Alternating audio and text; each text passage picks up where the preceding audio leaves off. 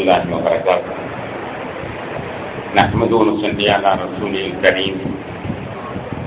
أما بعد فقد قال الله تعالى في كلامه الكريم والفرقان المجيد: أعوذ بالله من الشيطان الرجيم. بسم الله الرحمن الرحيم.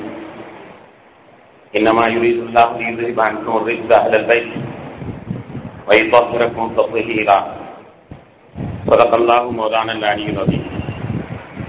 اللهم صل على سيدنا محمد شمس الأنبياء وبدر المرسلين وكتب الأولياء وافتخار المتقين تاج الأمة شفيع المذنبين شفيعي يوم القيامة يا الله يا هادي.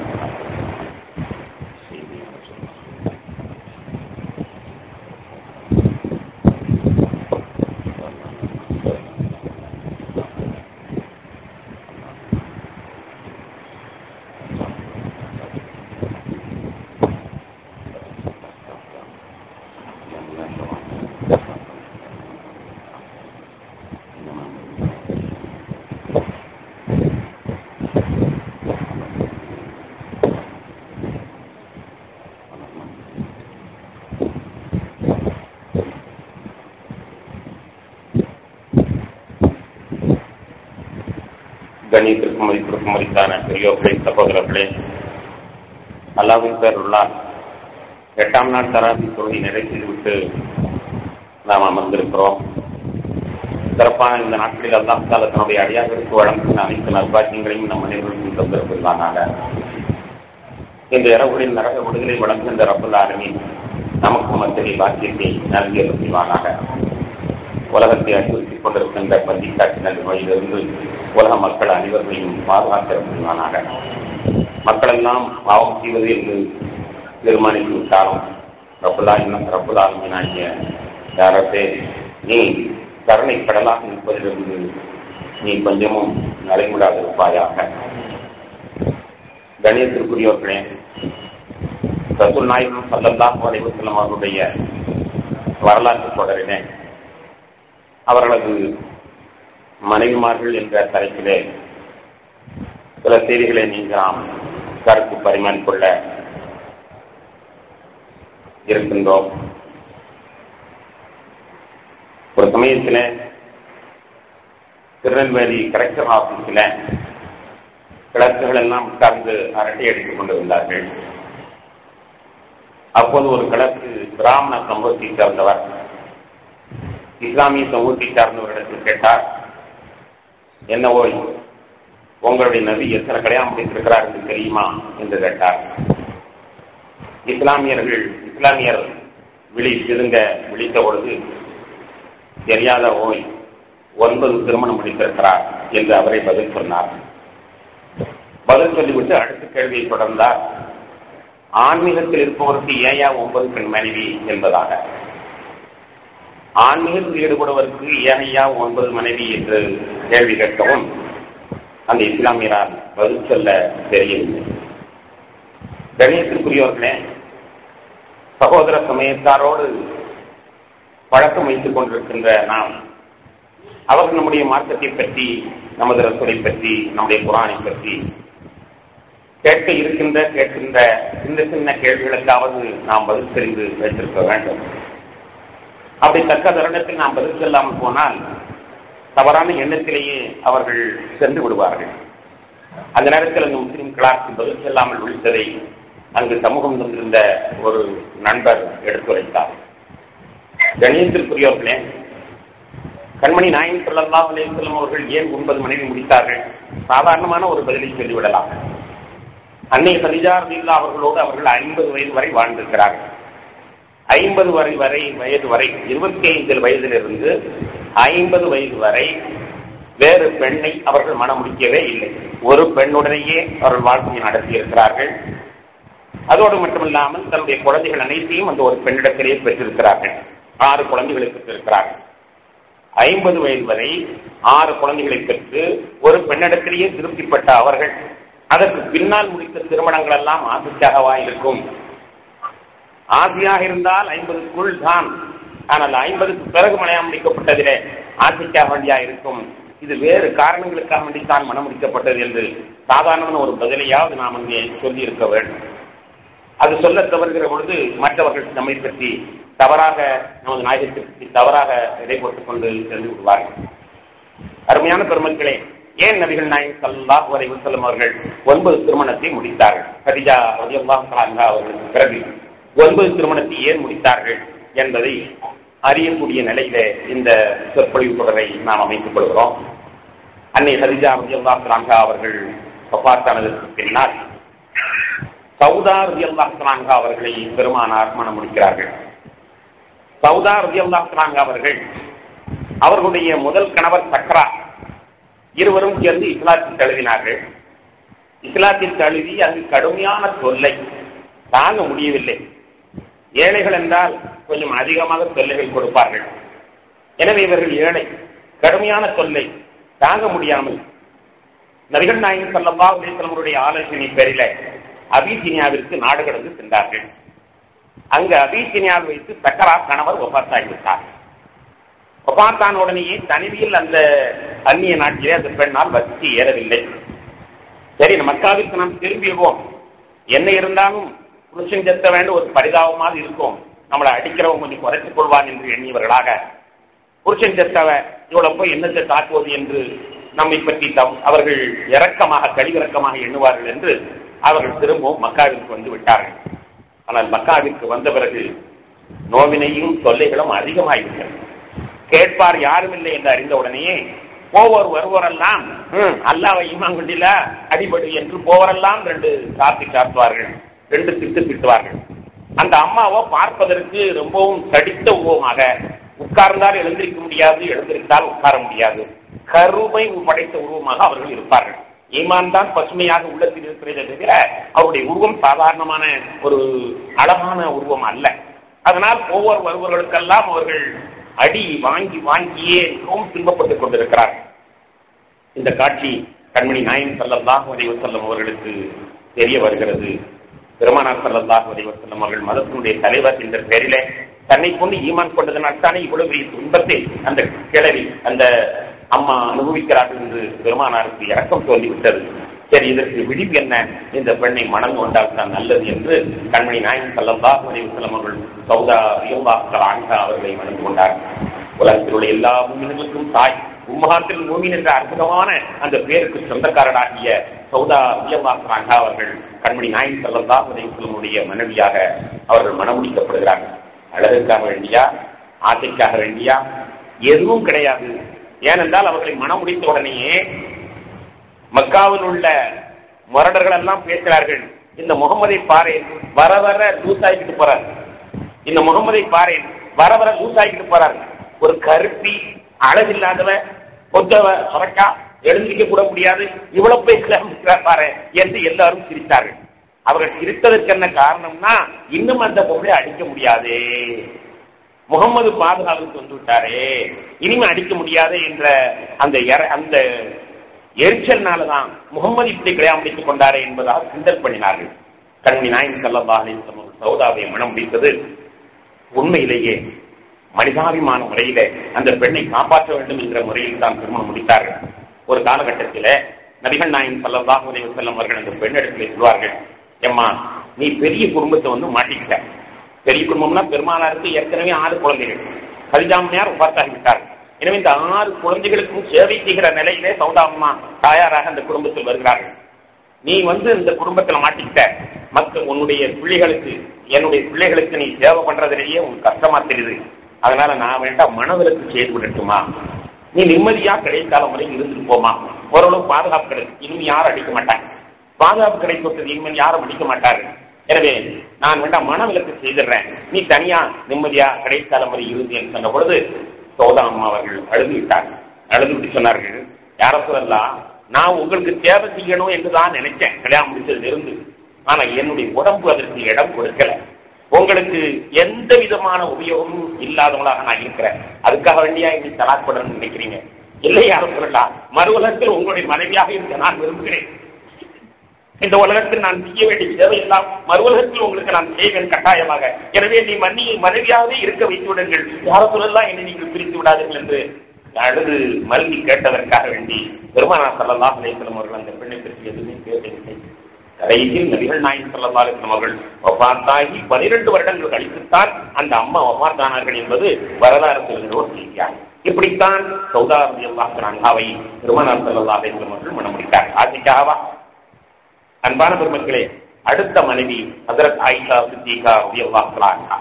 ஆயிஷா சித்திகா ரலியல்லாஹு அன்ஹா அவர்களை பெருமானார் மணந்து கொண்டார்கள். ஏன் மணந்தார்கள் தெரியுமா? பெருமானாருடைய துணைவியர்களிலே 2 துணைவியர்கள் கல்விக்காக வேண்டி மனம் முடிக்கப்பட்டவர்கள். அதாவது நபிகள் நாயகம் ஸல்லல்லாஹு அலைஹி வஸல்லம் நாம் ஆணாக இருக்கிறோம். நாம் ஆண் வர்க்கத்திற்கும் மற்றும் நபியல்ல, பெண் வர்க்கத்திற்கும் சேர்த்து நபிதான். எனவே ஆண்கள் சலுகையாக நம்மிடத்தில் எல்லா செய்திகளையும் கேட்டு பெறுகிறார்கள். பெண்கள் விலகி இருந்து விடக்கூடாது என்பதற்காக வேண்டி 2 மனைவியை நபிகள் நாயகம் ஸல்லல்லாஹு அலைஹி வஸல்லம் அவர்கள் மக்களுக்கு செய்தி போய் சேர வேண்டும் என்ற அடிப்படையில் மனம் முடிக்கிறார்கள். அதில் ஒன்று ஹஜ்ரத் ஆயிஷா சித்திகா ரலியல்லாஹு அன்ஹா. இமாம் துருவி இமாம் சொல்வார்கள், உலகத்திலேயே ஆயிஷா நாயகத்தை கொண்டு புத்திசாலி பிறக்கவும் இல்லை, பிறக்கவும் முடியாது. 9 வயசிலே பெருமானார் கரம் பிடித்தார்கள். 18 வயசில் பெருமானார் வஃபாத்தாகிவிட்டார்கள். வாழ்ந்தது 9 வருடங்கள் தான். இந்த 9 வருடத்திலே குர்ஆனை மரணம் பிடித்த ஹாஃபிஸாக இருக்கிறார்கள். 2210 ஹதீஸ்களை மரணம் செய்தவர்களாக இருந்தார்கள். அது மட்டுமல்லாமல் சஹாபாக்களிடத்தில் பெருமானார் சொல்வார்கள், குது மின் ஹாதிஹி ஹுமைரா சுலுசை தீனிக்கும். இந்த ஹுமைராவிடமிருந்து, ஹுமைரா என்று பெருமானார் பிரியமாக வைத்த பெயர், ஹுமைராவிடமிருந்து உங்களுடைய மார்க்க சட்டங்களில் 3/2 பங்கை கற்றுக்கொள்ளுங்கள். மார்க்க சட்டங்கள் அனைத்திலும் 3/2 பாகத்தை ஆயிஷாவிடமிருந்து கற்றுக்கொள்ளுங்கள் என்று நபிகள் நாயகம் ஸல்லல்லாஹு அலைஹி வஸல்லம் சொன்னார்கள். என்றால் சஹாபாக்கள் எல்லாம் கற்று வைத்திருந்தது 1/3 பாகத்தை தான். மார்க்க சட்டங்களில் 1/3 பாகத்தில் தான் சஹாபாக்கள் கற்று வைத்திருந்தார்கள். மீதி இருக்கக்கூடிய 2 பாகம் ஹஜ்ரத் ஆயிஷா அவர்கள் மூலமாக வந்தது. அது மட்டுமல்லாமல் இலக்கணங்களையும் இலக்கியங்களையும் கரைத்து குடித்தவர்களாக இருந்தார்கள். பண்டைய கால வைத்திய முறையை செய்யக்கூடியவர்களாக இருந்தார்கள். பாட்டிய வைத்தியமும் பெருமானார் ஸல்லல்லாஹு அலைஹி வஸல்லம் புஷ்ப நபதி என்பதையும் அவர்கள் அறிவிக்கக்கூடியவர்களாக இருக்கிறார்கள். அவர்களுடைய பொன்னான ஹதீஸ்கள் சமுதாயத்தின் கடைக்கோடி உம்மத்து வரை சேர்ந்து கொண்டிருக்கிறது என்றால் 9 வருடத்திலே இவ்வளவு பெரிய கல்வி போதனையை பெருமானார் நடத்தி இருக்கிறார்கள் என்றால் உண்மையிலேயே அவர்கள் வாழ்ந்திருப்பார்களா என்று கூட நமக்கு எண்ண தோன்றுகிறது. 9 வருடத்திலே இவ்வளவு பெரிய திறமையை அவர்களுக்கு உண்டாக்க வேண்டும். ஒரு சின்ன கேள்வி, நம்ம மனைவி கல்யாணம் முடிக்கும் போது குர்ஆன் ஓதாம வந்துட்டாங்க. கல்யாணம் முடிக்க போது குர்ஆன் ஓதாம வந்துட்டாங்க. நம்மளால அவங்களுக்கு குர்ஆன் ஓதி கொடுக்க முடியுதா? 7 பிள்ளைகளை பெற்றுட்டோம், இருந்தாலும் குர்ஆன் ஓதி கொடுக்க முடியல என்றால் எத்தனை பேர் கையிட்டான்? சாதாரண ஒரு குர்ஆன் கூட அவர்களுக்கு நம்ம ஓதி கொடுத்து பயிற்சி கொடுக்க முடியவில்லை. அப்படி இருக்கிற பொழுது பெருமானார் ஸல்லல்லாஹு அலைஹி வஸல்லம் அவர்கள் 9 வருடங்கள் இவ்வளவு பெரிய திறமசாலியாக மார்க்கத்தில் மாற்றி இருக்கிறார்கள் என்றால் அது எதற்காக மனம் முடித்தது? இன்னொரு செய்தி தெரியுமா? புகாரிலே ஹதீஸ் அறிவிக்கிறார்கள், இந்த திருமணத்தில் பெருமானார் விருப்பப்பட்டு செய்யவே இல்லை.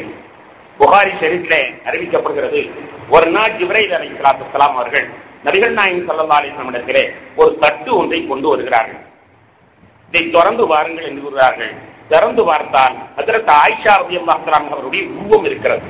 ஆயிஷா நாயகத்தை அவர்களுக்கு எடுத்து காட்டப்படுகிறது. பட்டு ஷரை உடுத்தி ஒரு பொம்மை போன்று ஆயிஷா நாயகத்தை எடுத்து காட்டப்படுகிறது. என்ன என்று கேட்கிறார்கள். நீங்கள் மனம் முடிக்க வேண்டுமா என்று ஜிப்ரீல் அலைஹிஸ்ஸலாம் சொல்கிறார். புகாரியில் வருகின்றது, நீங்கள் மனம் முடிக்க வேண்டுமா? பெருமானார் கேட்டார்கள், உத்தரவா ஆலோசனையா? உத்தரவா ஆலோசனையா என்று கேட்டார்கள். ஜிப்ரீல் அலைஹிஸ்ஸலாம் உத்தரவு என்று சொன்னார்கள். அல்லாஹ்வே ஆயிஷா நாயகத்தை கல்யாணம் முடிக்க வேண்டும் என்று பெருமானாருக்கு உத்தரவு கொடுக்கிறார். அப்படியானால் அந்த திருமணம் ஆசைக்கு முடிக்கப்பட்டதா எண்ணி பார்க்க வேண்டும். காலமெல்லாம் கல்வி போதனை செய்வதிலேயே அவருடைய நேரம் புறம் கழிந்திருக்கிறது என்றால் அருமை நாயகம் ஸல்லல்லாஹு அலைஹி வஸல்லம் அவர்கள் சிறுமியாக மனம் முடித்து விட்ட காரணத்தினால் ஹஜ்ரத் ஆயிஷா ரலியல்லாஹு அன்ஹா அவர்களுக்கு சிக்க வேண்டிய செலவுகளை மிக சிறப்பாக செய்தார்கள். மனைவியாக வந்துவிட்டார் என்பதற்காக வேண்டி சின்னஞ்சிறுசு அந்த ஆசைகளை நாம் குறை செய்துவிடக் கூடாது என்பதற்காக வேண்டி அவர்களோடு அதிகமாக அன்பை செலுத்தக்கூடியவர்களாக இருந்தார்கள். தன்னுடைய வயதையும் பார்க்காமல் அவர்களோடு ஓடி பிடித்து விளையாடி இருக்கிறார்கள். எல்லாம் ஆதாரப்பூர்வமாக சொல்கின்றனர். வயதையும் பார்க்காமல் அப்பொழுது அவர்களுக்கு வயது எத்தனை என்று பார்த்தால் 40 தாண்டி இருக்கின்ற வயது. அந்த வயதிலும் ஓடி பிடித்து விளையாடுகிறார்கள். ஒரே தட்டிலேயே ஆயிஷா ரலியல்லாஹு அன்ஹா உணவு உண்ணுவார்கள். ஹதீஸ் ஷரீஃபில் பார்க்கிறோம், உணவு உண்ணுகிற பொழுது ஒரு நோடி இறக்கி இருவரும் எடுத்து கடிப்பார்கள். ஆயிஷா நாயகம் தாழி எனக்கு கொஞ்சம் தாங்க, எனக்கு தாங்க என்று உங்களுடைய பிடியிலே இறக்கி ஒரு பக்கமாக விடுகிறது. எனக்கு கிடைக்கவில்லை, தாருங்கள் என்று கேட்கிற அளவிற்கு ஒரு தட்டில் உண்டு ஒரே பாத்திரத்தில் தண்ணீர் வைத்து குறித்து அந்த பெண்ணுக்கு சின்ன வயதிலே இருந்த அவர்களுக்கு இன்ப சுகத்தையும் கொடுப்பதில் பெருமானார் ஸல்லல்லாஹு அலைஹி வஸல்லம் அவர்கள் குறை வைக்கவில்லை. வரலாற்று ஆசிரியர்கள் சிறப்பாக நமக்கு எடுத்துச் சொல்கிறார்கள். பெருநாள் அன்று பெருமானார் ஸல்லல்லாஹு அலைஹி வஸல்லம் அவர்கள் அபிசீனிய நாட்டு விளையாட்டு வீரர்கள் விளையாட்டு காட்சிகளை நடாத்தி அரங்கேற்றி காட்டிக் கொண்டிருக்கிறார்கள். பெருமானார் ஆயிஷா நீ பார்க்க வேண்டுமா என்று கேட்கிறார். ஒரு சின்ன பிள்ளையிடத்தில் கேட்பதை கொண்டு இந்த விளையாட்டை பார்க்க வேண்டுமா? ஆமாம் யா ரசூலல்லாஹ் என்று சொன்ன பொழுது நபிகள் நாயகம் ஸல்லல்லாஹு அலைஹி வஸல்லம் வீட்டினுடைய வாசலிலே திரையாக நின்று கொண்டு ஆயிஷா ரலியல்லாஹு அவர்களை தன்னுடைய கழுத்தை இந்த பெருமானாருடைய கழுத்திலே ஆயிஷா ரலியல்லாஹுடைய நாடி வைத்துக் கொண்டு அவர்கள் பார்த்துக் கொண்டே இருக்கிறார்கள். ஆயிஷா நாயகம் சொல்றார்கள், நானாக போதும் என்று சொல்லும் வரை பெருமானார் அங்கு இங்கு திரும்பல. போதும் என்று நான் சொல்லும் வரை, போதும் நான் விளையாட்டு பார்த்தேன் சொன்னது வரைக்கும் ரசூலுல்லாஹி ஸல்லல்லாஹு அலைஹி வஸல்லம் அங்கு இங்கு திரும்பவில்லை. எனக்கு விளையாட்டு காட்டிக் கொண்டிருந்தார்கள். அப்படி பெருமானார் ஸல்லல்லாஹு அலைஹி வஸல்லம் அவர்கள் அதிக பிரியமாக அவர்களோடு வாழ்ந்திருக்கிறார்கள். கடைசி காலத்திலே ஹஜ்ரத் ஆயிஷா ரலியல்லாஹு அன்ஹா அவர்கள் சொல்வார்கள், நபிகள் நாயகம் ஸல்லல்லாஹு அலைஹி வஸல்லம் அவர்கள் என்னுடைய வீட்டில் இருக்கும் பொழுதுதான் அவர்களுக்கு ரூஹ் பிரிந்தது. என்னுடைய முறையில் தான் அவர்களுக்கு ரூஹ் பிரிந்தது. ஒவ்வொரு நாளைக்கும் ஒரு வீடு என்று இருக்கிற பொழுது என்னுடைய முறையில் தான் பெருமானாருடைய ரூஹ் பிரிந்தது. என்னுடைய நெஞ்சில் மீது இருக்கும் பொழுதுதான் அவருடைய ரூஹ் பிரிந்தது.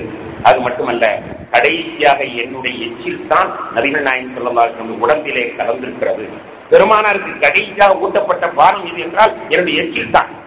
ரொம்ப சந்தோஷமாக சொல்வார்கள், 9 வருடம் வாழ்ந்த அந்த வாழ்க்கையை அவர்கள் 60 வயசு வரை வாழ்ந்திருக்கிறார்கள். திருப்திப்பட்டுக் கொண்டு அந்த 9 வருட வாழ்க்கையிலே நடந்த சம்பவங்களை நினைத்து ஆறுதல் அடைந்தவர்களாக சந்தோஷம் அடைந்தவர்களாகவே 60 வயதை கழித்திருக்கிறார்கள் என்றார்.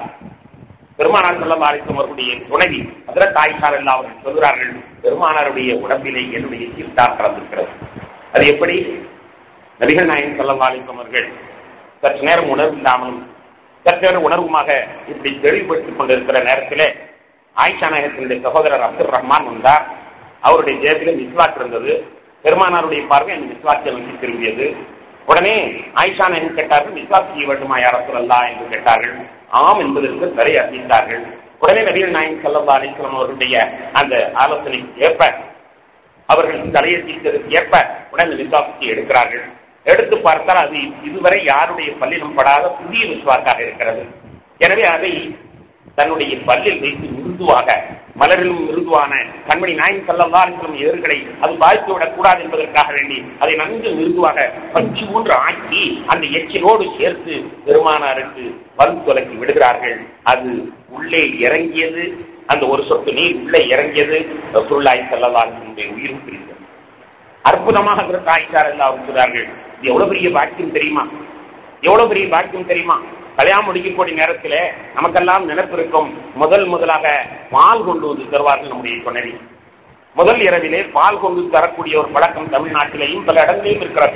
பால் கொண்டு தருவார்கள். நாம் குடித்து விட்டு அவரிடத்தில் கொடுப்போம். நாம் எந்த இடத்தில் உடல் வைத்து குடித்தோமோ அந்த இடத்தில் அவர்கள் உடல் வைத்து கொடுத்து நம்முடைய எச்சில் பட்ட இடத்தை அவருடைய உடம்பில் அந்த எச்சிலை கலக்க வைத்து முதல் தாம்பத்திய உறவை நாம் கொண்டாடுவோம். ஆனால் இது பெரிய வெற்றியான திருமணம் அல்ல. இதே நிலை வஃபாத்துடைய ஏற்பத்திலேயே நடக்கணும். இதே நிலை வஃபாத் வரை தொடர வேண்டும். கணவனுக்கும் மனைவிக்கும் பற்றியில் முதல் இரவு எப்படி இருந்ததோ அது போன்று என்றும் அவர்களிடத்தில் அந்த உறவு நீடிக்க வேண்டும். வஃபாத்துடைய சந்தர்ப்பத்திலே எங்களில் ஒருவருடைய எச்சில் ஒருவரோடு கலந்திருக்கிறது. அதுவும் பெருமானாருடைய எச்சில் என்னிடத்தில் கலக்கவில்லை, என்னுடைய எச்சில் பெருமானாரிடம் கலந்திருக்கிறது என்று ஹஜ்ரத் ஆயிஷா ரலியல்லாஹு அன்ஹா அவர்கள் சந்தோஷமாக சொல்றார்கள். நாம் நம்முடைய வஃபாத்துடைய நேரத்திலே மனைவியும் நாமும் இவ்வளவு பிரியமாக இருப்போமா என்று சந்தேகம் அல்ல. அப்படிப்பட்ட ஒரு நிலை நமக்கு தர வேண்டும். அப்படிப்பட்ட நிலையிலே ஹஜ்ரத் ஆயிஷா ரலியல்லாஹு அவர்கள் இன்பமாக வாழ்ந்திருக்கிறார்கள். எங்கேயும் நாம் திருமணத்தை எண்ணி பார்க்கின்ற பொழுது இது ஒரு ஆசைக்காக முடிக்கப்பட்ட திருமணம் அல்ல, அல்லாஹ்வுடைய உத்தரவின் பேரில் முடிக்கப்பட்ட ஒரு திருமணம், கல்விக்காக வேண்டிய முடிக்கப்பட்ட ஒரு திருமணம். கணியத்திற்குரிய பெருமக்களே, ஹஜ்ரத் ஆயிஷா ரலியல்லாஹு அவர்களால் இந்த சமுதாயம் எவ்வளவு பேர்களை பெற்றிருக்கிறது என்பதை மார்க்கத்தை அறிந்தவர்கள் தான் கண்டுபிடித்துக் கொள்ள முடியும். எத்தனையோ சட்டங்கள் ஆயிஷா ரலியல்லாஹு அன்ஹா அவர்கள் செல்லமாக பெருமானாரிடத்தில் இருந்த காரணத்தினால் தன்னுடைய செல்லத்தை பயன்படுத்திக் கொண்டு அவர்கள் கொஞ்சம் கூட சங்கடம் இல்லாமல் பெருமானாரிடத்தில் கேட்க பெருமானாரிடத்திலிருந்து பதில் வாங்கி நமக்கு தந்திருக்கிறார். பெருமானாரிடத்தில் அந்த கல்வியின் காரணமாக அவர்கள் அல்லாஹ்வுடைய ரசூலிடத்திலே விளக்கத்தை பெற்றிருக்கிறார்கள். மற்றவர்கள் எல்லாம் பெருமானாருக்கு நாம் கேட்டால் கோபித்துக் கொள்வார்களோ, இதை பற்றி எதுவும் சொன்னால் இன்னும் நினைவு கொள்வார்களோ என்று மற்றவர்கள் எல்லாம் பின்தங்கிய செய்திகளை ஆயிஷா நாயகம் அவர்கள் அன்பின் காரணமாக அன்பை முதலீடாக வைத்துக் கொண்டு துணிச்சலாக பெருமானாரிடத்தில் கேட்டு விடை பெற்று நமக்கு சமுதாயத்தை தந்திருக்கிறார்கள். ஒரு சமயத்தில் பெருமானார் ஸல்லல்லாஹு அலைஹி வஸல்லம் நம்முடைய தற்காப்பு யுத்தத்திற்கு செல்ல இருக்கிறார்கள். பிரயாணம் செல்வதற்கு உத்தரவு போடப்பட்டு விட்டது. எல்லாரும் புறப்படலாம் என்று உத்தரவு போடப்பட்டு விட்டது. அந்த நேரத்தில் ஹஜ்ரத் ஆயிஷா அவர்களுடைய கழுத்தில் உள்ள மாலை ஒன்று காணாமல் போய்விட்டது. அந்த மாலையை தேடுவதிலேயே பொழுது கழிந்து விட்டது. நபிகள் நாயகம் ஸல்லல்லாஹு அலைஹி வஸல்லம் அவர்களால் குறிப்பிட்ட நேரத்தில் புறப்பட முடியவில்லை. எல்லாம் தயாராயிட்டாங்க. ஆயிஷா நாயகம் மட்டும் கழுத்தில் உள்ள மாலையை தேடிக்கொண்டே அறிகிறார். தேடி பார்த்தாலும் கிடைக்கவில்லை. கிடைக்கிறதுக்கு புறப்படலாம் என்று சம்மதம் தெரிவிக்கிற பொழுது ஒட்டகத்தை கிளப்பினால் கீழே அந்த மாலை இருக்கிறது. சரி, மாலை கிடைத்து விட்டு போகலாம் என்று புறப்பட்டால் தொழுகைக்கு தண்ணீர் இல்லாமல் போய்விட்டது. குறிப்பிட்ட நேரத்தில் பெருமானார் சொன்ன நேரத்தில் புறப்பட்டிருந்தால் தண்ணீர் இருக்க விட போய் சேர்ந்திருக்கலாம். ஆனால் சற்று தாமதப்பட்ட காரணத்தினால் அந்த தண்ணீர் இருக்கிற இடத்துக்கு போய் சேர முடியாது. எனவே ஒரு இடத்திலே பெருமானார் தொழுகைக்கான அசர் தொழுகைக்கான உத்தரவு போடுவார்கள். தண்ணீர் எதுவும் இல்லை. சஹாபாக்கள் எல்லாம் அபூபக்கர் இடத்துல வந்தாங்க. உன் மகனை பார்த்தீங்களா, கொஞ்சம் சொல்லி வைக்க கூடாதா? சஹாபாக்களும் ரசூலுல்லாஹ் தான் தண்ணீர் இல்லாத இடத்தில் இப்பொழுது மாட்டிக்கொண்டது உங்க மனைவி, உங்க மகதான் காரணம். இப்படியா, கொஞ்சம் சொல்லி வைக்க கூடாதா என்று அபூபக்கர் இடத்துல சொன்னார். உடனே அபூபக்கர் ஓன் கண்ணத்துல ஒரு இழு எடுத்தாங்க. ஆயிஷா நபி கண்ணத்துல இந்த மாதிரி நீ செய்யா, எப்ப பார்த்தாலும் மாலையை காணடிக்கிறது வேறையா பற்றி என்ன நடந்துச்சு தெரியுமா? எல்லாரும் இப்ப தண்ணி இல்லாம முடிச்சுட்டு இருக்காங்க. தூங்க வேண்டிய இடத்துக்கு ஆகிப்பட்டு என்று கண்ணத்தில் அடித்தார். ஆயிஷா நேரத்திற்கு வந்த துக்கத்திற்கு அளவே இருக்கார். சில நேரம் கழிந்தது. பெருமானார் ஸல்லல்லாஹு அலைஹி வஸல்லம் அவர்களுக்கு தயமத்துடைய ஆயத்து இறங்கிறது. தயமத்துடைய ஆயத்து இறங்கியது. தண்ணீர் கிடைக்கவில்லை, ஆனால் மண்ணிலே அடித்து தயமம் செய்து கொள்ளுங்கள் என்று அல்லாஹ் உத்தரவை பிறப்பிக்கிறார். உடனே ஒரு நண்பர் ஓடோடி வந்தார். அபூபக்கர், உங்க குடும்பத்துக்காரங்கனால சமுதாயத்துக்கு நன்மைதான் ஏற்பட்டு இருக்கிறார், இது வரைக்கும் துன்பமே ஏற்பட்டதில்லை. இன்னைக்கு பாருங்களா, ஆயிஷானா இப்படி ஒரு மாலையை காண்டிக்க போய் தான் நமக்கு தயமம் கிடைச்சிருக்குது. சமுதாயத்துக்கு எல்லாம் தயமம் கிடைச்சிருக்கு. அன்னைக்கு மாலையை காண்டடிக்கலன்னா இந்த சந்தர்ப்பம் ஏற்பட்டிருக்காரு. பார்த்தீங்களா, உங்க மகனால கிடைச்ச லாபத்தை எல்லாம் சொல்வதா சிரிப்பதா அறுபதா தெரியும். கொஞ்ச நேரத்துக்கு முன்னால எல்லாரும் புத்தால் பண்ண கிடைக்கிற கண்ணத்துல நான் அழிச்சிட்டேன் என் பிள்ளைய. இப்போ ஆயிஷா நாயகத்தை பாராட்டுகிறார். உண்மையிலேயே அதற்கு ஆயிஷா அவர்களால் தயமம் கிடைத்தது என்பதை வரலாற்று ஆசிரியர்கள் குறிப்பிடுகிறார்கள். இது மாதிரி ஏராளமான சந்தர்ப்பங்கள் பெருமானாரிடத்தில் அன்பின் காரணத்தினால் துணிச்சலாக கேட்ட கேள்வி. ஒருமைக்கிறே நபிகள் நாயகம் ஸல்லல்லாஹு அலைஹி வஸல்லம் சொல்கிறார்கள், 3 குழந்தை சின்ன வயதிலே தவறிவிட்டால் அவருக்கு சொர்க்கம். வருவயது அடைவதற்கு முன்னால் 3 குழந்தைகள் பார்த்தாகிவிட்டால் அவருக்கு சொர்க்கம் என்ற செய்தியை பெருமானார் சொன்ன பொழுது அதற்கு ஆயிஷா ரலியல்லாஹு அன்ஹா அவர்கள், ரசூலுல்லாஹ் 2க்கும் சொல்லுங்களேன், உங்க வாயினால் சொல்ல அல்லாஹ் கபூல் பண்ணுவான். அல்லாஹ் சொல்ல சொல்லி ரசூலுல்லாஹ் சொல்லியிருக்கிறாங்க. ஆயிஷா நாயகம் எப்படி சொன்னாங்க? உங்க வாயினால் சொன்னா அல்லாஹ் கபூல் பண்ணிக்குவான், 2ன்னு சொல்லுங்க. அதற்கு துர்முதி இமாம் அபூ சயீத் அல்-குத்ரி ரலியல்லாஹு அவர்கள் அறிவித்து அந்த அறிக்கையை விளக்குகிறார்கள். பெருமானார் சரி 2 உள்ள 2 குழந்தை இறந்திருந்தா சொர்க்கம் தான். ரசூலுல்லாஹ் 1 சொல்லுங்களேன், நீங்க சொல்லிட்டு அல்லாஹ் எல்லாம் சரி பண்ணிடுவான். ஒரு பிள்ளை திறந்திருந்தா அவருக்கு சொர்க்கம் சொல்லுங்க. சரி, ஒரு பிள்ளை இருந்தா சொர்க்கம். அதுக்கப்புறம் கேட்டாங்க, ஒருத்தர் குழந்தையும் பிறக்க வேண்டாம், குழந்தையும் இறக்க வேண்டாம், எல்லாம் பெரிய பெரிய ஆளுகளா இருக்கிறாங்க. ஒருத்தரும் பருவ இருந்தாலும் இறக்கல. 1 இறந்திருந்தாலும் ஒருத்தர் சொர்க்கம் பாக்கியசாலி, 2 இறந்திருந்தாலும் சொர்க்கம் பாக்கியசாலி, 3 இறந்திருந்தாலும் சொர்க்கம் பாக்கியசாலி. ஒன்றுமே ஒருவருக்கு இறக்கவில்லை. யாருக்குள்ள நான் இருக்கிறேன் சொல்லுங்களேன். ஆயிஷா நாயகம் சொல்லுகிறார்கள் பெருமானாரிடமே, நான் இருக்கிறேன் சொல்லுங்களேன். பெருமானார் ஸல்லல்லாஹு அலைஹி வஸல்லம் தீர்த்துக் கொண்டேன், நான் இருக்கிறேன், அவருக்கு சொர்க்கத்துக்கு போறதுக்கு நான் பொறுப்பேற்கிறேன் என்று கண்மணி நாயகி ஸல்லல்லாஹு அலைஹி வஸல்லம் சொன்ன செய்திகள் எல்லாம் அதற்கு ஆயிஷா அவர்களால் பார்க்கிற பொழுது அல்லாஹ் தஆலா அவர்களால் இந்த சமுதாயத்துக்கு இவ்வளவு பெரிய நற்பயன்களை தந்திருக்கிறான். அதற்காக வேண்டி அவர்களை அல்லாஹ் தஆலா ஜோடி செய்திருக்கிறார் என்று எண்ண தோன்றுகின்றது. 3ஆவதாக ஹஜ்ரத் உமர் ரலியல்லாஹு அவர்களுடைய மகளார் ஹப்ஸா. உமர் ரலியல்லாஹு அவர்களுடைய மகளார் ஹப்ஸா ரலியல்லாஹு அன்ஹா அவர்கள் ஏற்கனவே ஒரு நண்பருக்கு ஹுனைஸ் இப்னு ஹுதாபா என்பவருக்கு மனமுடித்து கொடுக்கப்பட்டிருந்தார்கள்.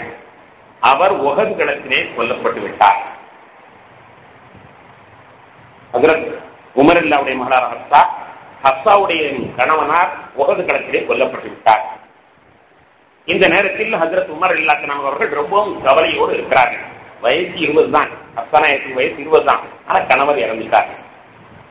இப்படி ஒரு துக்கத்தில் இருக்கும் பொழுது நபிகள் நாயகம் ஸல்லல்லாஹு அலைஹி வஸல்லம் ஏற்கனவே ஒரு எண்ணம், 2 நண்பர்கள் சமமாக நம்மோடு பழகிறார்கள், 2 நண்பர்கள் சமமாக பழகிறார்கள்.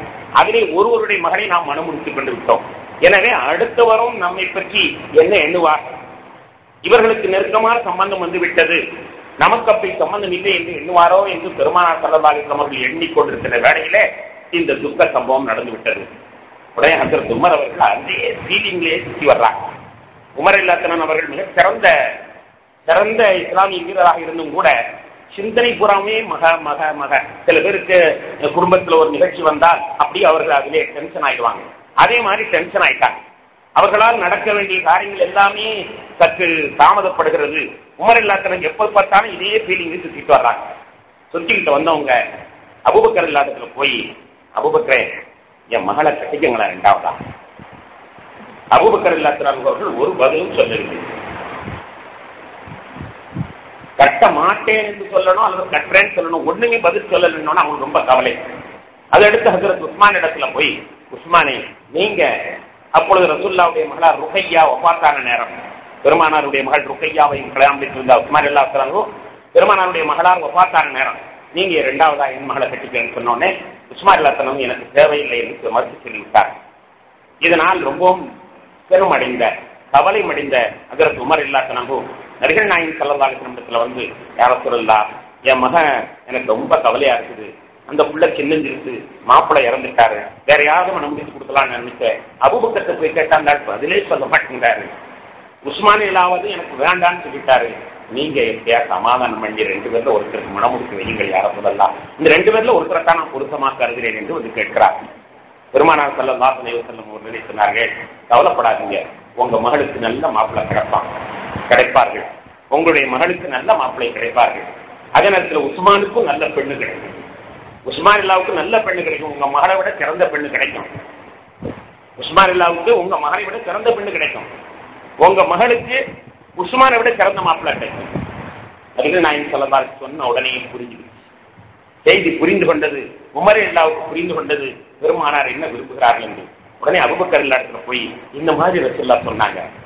அபூபக்கர் சொன்னாங்க, நான் ஏன் பதில் சொல்லன்னு என் மீது கோபிக்கவில்லை, காரணம் நபிகள் நாயகம் ஸல்லல்லாஹு அலைஹி வஸல்லத்திற்கு உங்களுடைய மகளின் மீது ஒரு எண்ணம் இருந்தது. எனவே அபூபக்கருடைய மகளை மனம் முடித்து விட்டோம். எனவே இவர் சற்று பின்தங்கியவராக இருக்கிறார். எனவே இவருடைய மகளை மனம் முடித்து விட்டால் 2 பேருக்கு மத்தியில் சமமாக இருக்கும். இல்லையானால் ஒருவரை விட ஒருவருக்கு தாழ்வு மனப்பான்மை வந்துவிடும் என்று பெருமானார் ஏற்கனவே அபிப்பிராயப்பட்டுக் கொண்டிருந்தார்கள். அதனால் தான் நான் ஆமாம் என்று சொல்லவில்லை, முடியாது என்று சொல்லவில்லை. கண்ணியத்திற்குரியவர்களே, இப்படித்தான் ஹப்சார் எல்லாம் அவர் மனம் முடிக்க வேண்டியது அந்த ஈக்குவல் நண்பர்களை சமப்படுத்த வேண்டிய நிலை. நண்பரில் ஒருவரை தேர்ந்தெடுத்து ஒருத்தரை தேர்ந்தெடுத்தினால் அது பெரிய விவகாரமாக வந்துவிடும். எனவே இருவரையும் சம அமைப்பில் அமைக்க வேண்டும் என்ற ஒரு நிர்பந்தத்தின் காரணமாக ஹப்சார் இல்லாவை மனம் முடித்தார்கள் என்றால், ஹப்சார் இல்லாத்திரன் அவர்கள் குழந்தைகளுக்கு எழுத்து பயிற்சி கற்றுக் கொடுக்கக்கூடிய ஆசிரியையாக அவர்கள் இருந்திருக்கிறார்கள். ஹப்சார் இல்லாத்திரன் எழுத்து பயிற்சி கற்றுக் குர்ஆனை பல பேருக்கு ஓதி கொடுத்து எழுத்து பயிற்சி கற்றுக் கொடுத்திருக்கிறார்கள். அதில் ஷிஃபா பின்த் அப்துல்லா ரலியல்லாஹு அன்ஹு அவர்கள் அறிவிக்கிறார்கள், அபூதாவுல இந்த ஹதீஸ் பதிவு செய்யப்பட்டிருக்கிறது. பெருமானார் சொன்னார்கள், ஹப்சா இந்த பொண்ணுக்கு எழுத்து படித்து கொடுத்த மாதிரி இந்த பெண்ணுக்கு மந்திரிப்பதற்கு கற்றுக்கூட என்பதாக பெருமானார் சொன்னார்கள். அபூதாவுல பதிவு செய்யப்பட்டார்கள். எழுத்து பயிற்சி கொடுத்ததை போன்றே கட்டிகளுக்கு ஓதிவிடக்கூடிய அந்தனையும் கற்றுக்கொடு என்று பெருமானார் சொன்னதை பார்க்கிற பொழுது ஹப்சார் இல்லாத்திரன் அவர்கள் பேராசிரியாக எழுத்து பயிற்சி பெற்றுக் கொடுப்பவர்களாக இருந்தார்கள். அது மட்டுமல்லாமல் குர்ஆன் பிரதி முதலாக ஏற்கப்பட்ட பொழுது, ஒன்று சேர்க்கப்பட்ட பொழுது, முதல் பிரதி ஒன்று சேர்க்கப்பட்ட பொழுது அதை ஹப்சார் ரலியல்லாஹு அன்ஹு அவர்களிடத்தில் தான் அபூபக்கர் ரலியல்லாஹு அன்ஹு அவர்கள் ஒப்படைத்து வைத்திருந்தார். ஹப்சார் ரலியல்லாஹு அன்ஹு இடத்தில் தான் குர்ஆனுடைய முதல் பிரதி கொடுக்கப்பட்டது. ஆண்கள் எத்தனை பேர்கள் இருந்தார்கள், ஆனால் நம்பி கொடுக்கப்பட்டது ஹப்சார் இடத்தில் தான் இருந்தது. ஏனென்றால் அவர் எழுத்து பயிற்சி கொடுக்கக்கூடிய ஆசிரியராக இருக்கிற காரணத்தினால் மற்றவர்களுக்கு குர்ஆனுடைய வார்த்தைகளை சொல்லிக் கொடுப்பதற்காக குர்ஆன் அவரிடத்தில் இருந்தது. அவரிடத்தில் இருந்துதான் பல பிரதிகள் பின்னால் எடுக்கப்பட்டு உலகம் எங்கும் அது விநியோகிக்கப்பட்டது என்பதை நாம் உலகத்திலே பார்க்கிறோம்.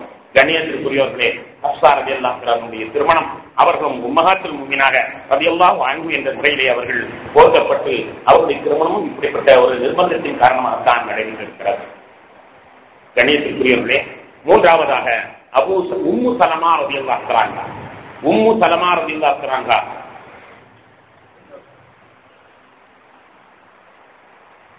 ஆயிஷா ரலியல்லாஹு அன்ஹா, அதை அடுத்து சௌதா ரலியல்லாஹு அன்ஹா, ஆயிஷா ரலியல்லாஹு அன்ஹா, அதை அடுத்து ஹப்ஸா ரலியல்லாஹு அன்ஹா. நாலாவதாக ஹதிஜா தள்ளி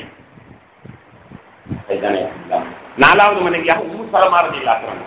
உம்மு சலமா ரலியல்லாஹு அன்ஹா இவர் ஒரு பெரிய தியாகி, மிகப்பெரிய தியாகி. அவர் ஏற்கனவே அப்துல் அசத் என்ற ஒரு நண்பரை திருமணம் முடித்திருந்தார். திருமணம் முடித்து 2 பேரும் ஊர்ல கடுமையான தொல்லை தாங்காம அபிசீனியாவுக்கு ஹிஜ்ரத்துக்கு போனாங்க.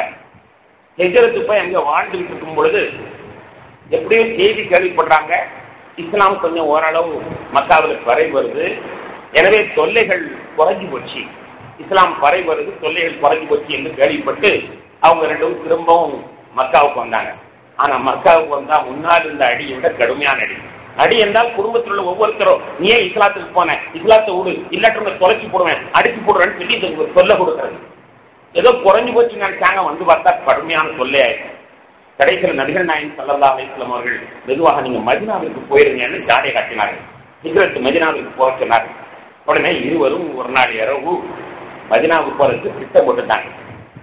திட்டம் போட்டு ஒரு இடத்துல குதிரையில அவர்களுக்கு ஒரு குழந்தையும் இருந்தது, கையில பலமா இந்த ஒரு குழந்தையும் வைத்துக் கொண்டு அவர்கள் போறதுக்கான புறப்பட்டு இருக்கும் பொழுது எப்படியோ செய்தில இருந்து 2 குடும்பத்துக்காரங்களும் வந்தாங்க. 2 குடும்பத்தாங்களை வந்து 2 பேரையும் அடிச்சு போகக்கூடாது, மதீனாவுக்கு போகக்கூடாதுன்னு சொன்னாங்க. போகக்கூடாதுன்னு சொன்ன உடனே அபு சலமா அவர் எப்படியோ மெதுவா தப்பிச்சுட்டு ஓடிட்டார். அபு சலமா எப்படியோ குதிரையை கட்டிட்டு ஓடிட்டாங்க. உம்மு சலமா மட்டும் இருக்கிறாங்க. இவங்க குடும்பத்துக்காரங்க அவர்கிட்ட புள்ள இருக்குது. 2 தகப்பனார் வீட்டுக்காரங்களும் தாய் வீட்டுக்காரங்களும் பிள்ளையை குடிச்சு இருக்கிறாங்க. 2 பேரும் பிள்ளை ஏண்ட இருக்கிறதுல அந்த பிள்ளையினுடைய 2 கைகளும் தனியாக பிரிந்து போயிருக்காங்க. கொஞ்சமே இறக்கம் இல்லாத அந்த பாவிகள் குழந்தையினுடைய 2 கையும் 2 பேர் பிடிச்சு இழுக்க அது 2ம் 2 பக்கத்துக்கு பிரிந்து போயிருக்கு. குழந்தை 2 கை பிரிந்த நிலையில உம்மு சலமாவிடத்துல இருக்கிறது. அதன் பிறகு கணவனார் போய்விட்டார், இவர்களால் போக முடியவில்லை. 1 வருஷம் அந்த இடத்தில் இருந்து அழுது கொண்டிருக்கிறார். தன்னுடைய கணவனாரை பிரிந்த இடத்தில் உட்கார்ந்து அழுது கொண்டே இருப்பது 1 வருஷமா. வீட்டில் யாரு கூப்பிட்டால் வருவதில்லை, அழுது கொண்டே இருப்பார்கள். யாராவது இறக்கப்பட்டு கொஞ்சம் சோத்தையோ அல்லது தண்ணீரையோ தீட்டி விட்டு வருவார்கள். ஆனால் 1 வருடமாக அந்த இடத்திலே படுப்பது, அங்கே எழுந்திருப்பது, அங்கே அழுது கொண்டிருக்கிறார்கள். 1 வருஷம் ஆயிடும். அதுக்கு பிறகு குடும்பத்துக்காரங்களுக்கு இறக்கம் வந்து, சரி பைத்தியம் ஆயிட்டா போய் தொலைலாம், இனிமே எக்கேடு கிட்டா என்ன என்பதாக சொல்லி விடுகிறார்கள். நொண்டியான ஒரு குழந்தையின் கையில் எடுத்துக்கொண்டு நான் மதீனாவிற்கு போகிறேன் என்று நடந்து புறப்படுகிறார்கள். மதீனாவிற்கு நடந்து புறப்படுகிறார்கள். புறப்பட்டு இப்பொழுது மஸ்ஜித் ஆயிஷா இருக்கின்ற அந்த தன்ஹீம் என்ற இடத்திற்கு வருகிறார்கள். தன்ஹீம் என்ற இடத்திற்கு வந்த பொழுது படுத்து கிடக்கிறார்கள். அந்த நேரத்தில் அந்த இடத்திலே உஸ்மான் இப்னு தல்ஹத்துல் ஹஜபி என்ற ஒருவர், இஸ்லாத்தை ஏற்காதவர், அவர் வருகிறார். வந்து கேட்டார், எங்கம்மா போற? நான் மதீனாவுக்கு போறேன். மதீனாவுக்கு ஒட்டகத்துல போனாலேயே 10 நாள் ஆகும், நீ என்னமா தனியா நடந்து போறங்கிற? எப்படி உன்னால போக முடியும்? வழியே யாருக்கும் தெரியாது, கரடு முரடான வழி, ஆண் துணையும் இல்லை, எப்படி போக முடியும்? சாப்பாட்டுக்கு ஏதாவது வச்சுட்டே ஒன்றுமே இல்லை. நான் போயிருவேன், ரசூல்கிட்ட நான் போயிருவேன். என்னமா சொல்ற? கொஞ்சமாவது யோசிச்சு சொல்லு. உன்னால போக முடியாது, தனிமையில எப்படி போக முடியும்? துணையும் இல்லை, வாகனமும் இல்லை, சாப்பாட்டுக்கு வழியும் இல்லை, எப்படி போக முடியும்? அவர் ஒரு ஹிந்து தான். அந்த நேரத்துல இஸ்லாத்தை ஏற்றுக்கொள்ளாதவர் தான், இருந்தாலும் கழிவு இறக்கம் ஏற்படுகிறது. கேட்டார், நான் போயிருவேன், ரசூல்கிட்ட போயிருவேன். கடைசியில் அவருக்கே இறக்கம், இஸ்லாத்தை ஏற்றுக்கொள்ளாதவர் தான், அவருக்கே இறக்கம். அந்த அம்மா நடந்து தண்ணி மறைக்கத்தான் வந்திருக்கிறாங்க. இறக்கம் வந்து சொன்னார், சரி நான் ஒன்னும் ஒட்டகத்தில் ஏற்றி கொண்டு நான் விட்டுறேன், ஆனா நான் ஊருக்குள்ள வர முடியாது, என்னை பார்த்து வெட்டி போடுவாங்க, என்னை எதிரி. அதனால நான் மக்கள் இருக்கிற பகுதி வரைக்கும் உன்னை நான் கொண்டு வந்து விட்டுட்டு வந்துடுறேன், வா பிள்ளை என்று அவனை இறக்கப்பட்டு அந்த நொண்டி பிள்ளையை எடுத்துக்கொண்டு ஒட்டகத்திலே ஏற்றி அங்கே மக்கள் தெரிகிறார் பார் என்று அதுவரை கொண்டு விட்டு வந்தார். அதன் பிறகு அவர் தன்னுடைய கணவனாரோடு போய் சேர்ந்து விட்டார். நபிகள் நாயகம் ஸல்லல்லாஹு அலைஹி வஸல்லம் அவர்கள் அந்த பெண்ணுக்கு மிகவும் மதிப்பளித்திருந்தார்கள். காரணம், அந்த பெண் சரியான புத்திசாலி. ஹஜ்ரத் ஆயிஷா ரலியல்லாஹு அன்ஹா அவர்கள் எவ்வளவு பெரிய புத்திசாலியோ அதை போன்று உம்மு சலமா ரலியல்லாஹு அன்ஹா மிகப்பெரிய அறிவாளி. பெருமானாரிடத்தில் அவர்கள் கேள்வி கேட்கும் பொழுதே விசேஷமான கேள்விகளை தான் கேட்பார்கள். ஒரு சமயத்துல வந்து கேட்கறாங்க, எங்க பார்த்தாலும் அல்லாஹ் ஆம்பளையத்துல சொல்றான், பெண்களை பத்தி சொல்ல காணமே. ஆமனும் ஈமான் கொண்டவர்களே, ஈமான் கொண்டவர்களை தொழுங்கோ, ஈமான் கொண்டவர்களை வந்துருங்கோ, ஈமான் கூட ஹக்கிப்படுங்க, இப்படித்தான சொல்றான். எங்கேயாவது பெண்களேன்னு சொல்லவில்லையே. இவர்கள் கேள்வி கேட்ட உடனே அல்லாஹ் தஆலா ஒரு குர்ஆன் ஆயத்தை இறக்கான். 33, 35 இன்னல் முஸ்லிமீன வல் முஸ்லிமாத்தி வல் முஃமினீன வல் முஃமினாத்தி வல் கானிதீன வல் கானிதாத்தி வஸ்ஸாலிஹீன வஸ்ஸாலிஹாத்தி வஸ்ஸாதிகீன வஸ்ஸாதிகாத்தி. அதாவது ஆண்பால் பெண்பாலாவே நீட்டமா சொல்றாங்க. இந்த ஆயத்தை இறங்க உடனே நபிகள் நாயகம் ஸல்லல்லாஹு அலைஹி வஸல்லம் உன்னுடைய பதிலுக்கு அல்லாஹ் பதில் சொல்லிட்டாமா, ஆயத்தை இறக்கிட்டார்.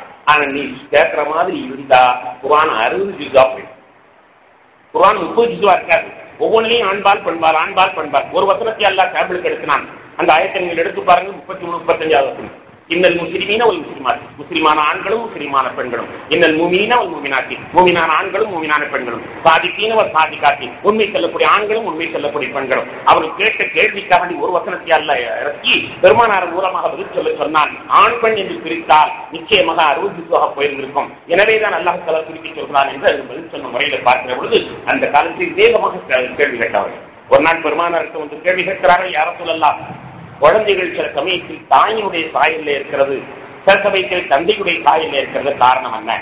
தாயுடைய சாயல் சின்னம்மா பெரியம்மா இந்த சாயல்ல இருக்குது, தந்தையுடைய சாயல் மாமாமார்கள் இந்த சாயல்ல இருக்கிற காரணம் என்ன என்று கேட்டார்கள். நபிகள் நாயகம் ஸல்லல்லாஹு அலைஹி வஸல்லம் ஒரு விளக்கம் சொல்கிறார்கள். ஆணுடைய விந்தும் பெண்ணுடைய விந்தும் சரி சமமாக மோதுகின்றன. மோதுகிற பொழுது ஏதாவது ஒரு விந்து தான் உள்ளே, எந்த விது ஆணுடைய விந்தும் உள்ளே செல்லலாம், பெண்ணுடைய விந்தும் உள்ளே செல்லலாம். எது உள்ளே செல்கிறதோ அதை போன்று உருவம் இருக்கும் என்று நபிகள் நாயகம் ஸல்லல்லாஹு அலைஹி வஸல்லம் சொன்னார்கள்.